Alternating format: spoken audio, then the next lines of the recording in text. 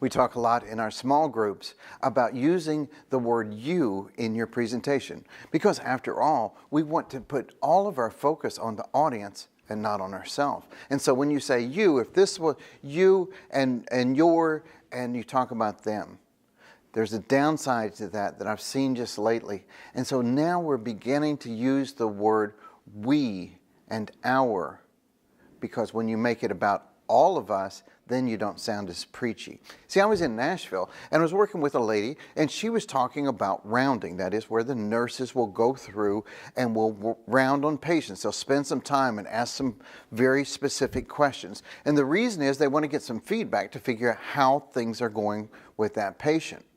Well, this was a nurse leader teaching people how to do that effectively. And as long as she was using the word you and your, well, it sounded preachy, you know? When you go into the room, you'll need to make sure that the side rails are up, and you're also going to check an environmental assessment to figure out if everything's where it needs to be. And it sounds preachy. But as soon as she changed that to we, then it sounded fine because she's a nurse as well, and so she was able to include herself in that. And so then she said, well, when we go in, what's one of the first things we do? We're going to check for the bed rails, right? To make sure the bed rails are up. And then we're going to do the environmental assessment. Don't you all do that?